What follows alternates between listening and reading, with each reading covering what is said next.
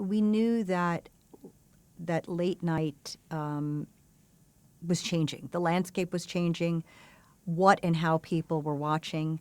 One of the things that has been, I would say, the most challenging, actually going back to what you were saying before, one of the most challenging things about our entire business, and I would say about my role, has been how people watch television. And obviously with the advent of DVR and with tablets and with people watching on different devices, how our business, how our television business, content creation business was changing to adapt to the methods that people consumed content. So that was by far one of the biggest challenges I've faced. Now, late night television also became a challenge day part because as people were recording a lot of their shows earlier in the evening, they were watching well into late night time periods. So all of those, those ratings were impacted by people watching what they wanted late at night. But one of the things we were also watching that sort of was an earlier indicator of what was happening in late night was what happened in daytime. 6 years ago, we also changed the face of CBS daytime by developing a daytime talk show called The Talk.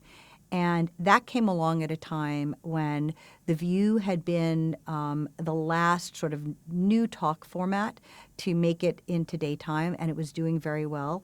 But we thought, you know what? We can do things a little bit different. And Sarah Gilbert, who came into my office 7 years ago, and I represented Sarah when she was an actress on Roseanne, came up with this idea to do a show about young mothers.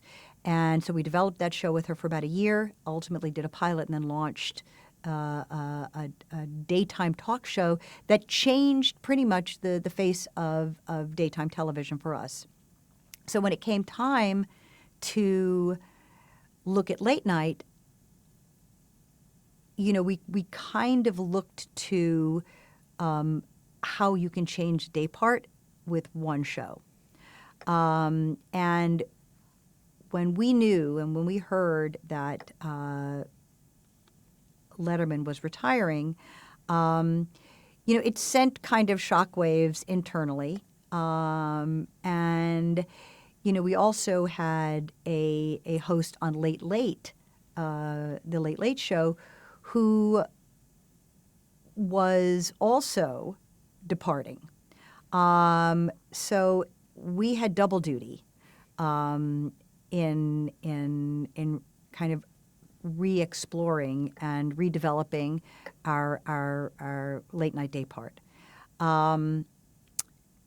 We came up with the Corden idea first, and I had seen James on Broadway in a show called The History Boys, and then I had seen him in a show called One Man, Two Governors, and he was brilliant, incredibly funny, and he had come into my office before we went out to him to host Late Late, and he pitched a show, a comedy.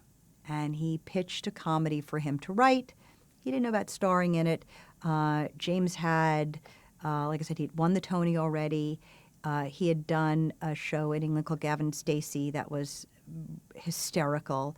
And we knew he was a very unique personality, a wonderful actor, really, really funny, and just very inventive.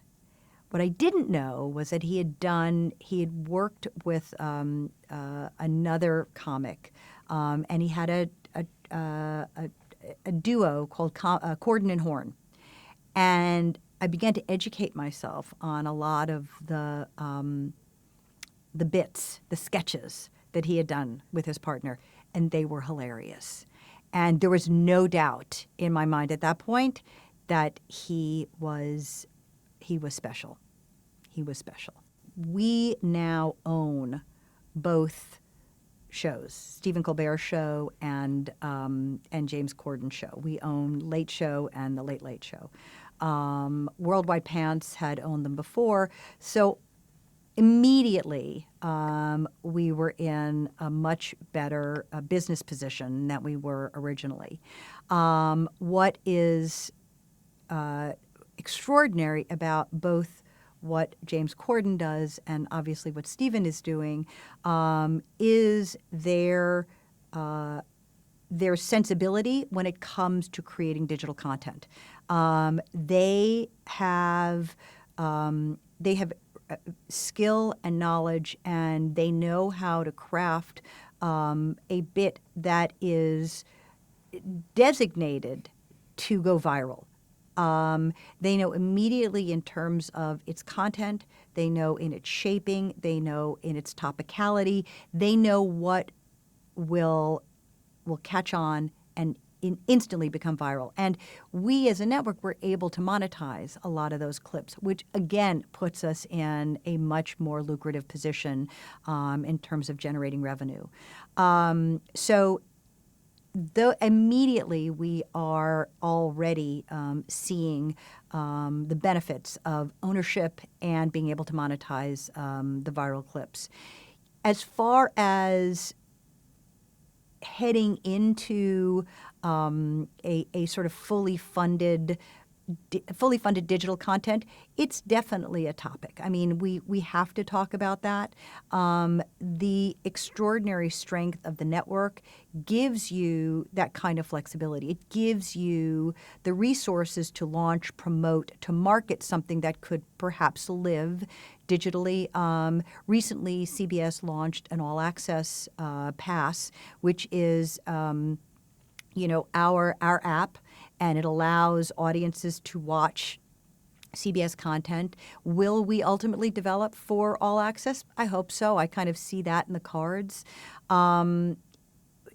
Clearly, we are at a threshold moment in our business where the consumption of content is so diverse. People watch on so many different platforms, but our strength as a network, like we are content creators, and I like to think of the shows that come out of our our development as being distance runners. They have to be fortified, and they have to supply all these other platforms with entertainment for those audiences. So it's the network has always been, it will always be sort of the first, the home base. But I feel right now with the great wealth of content on digital platforms, of course we'll be in that business.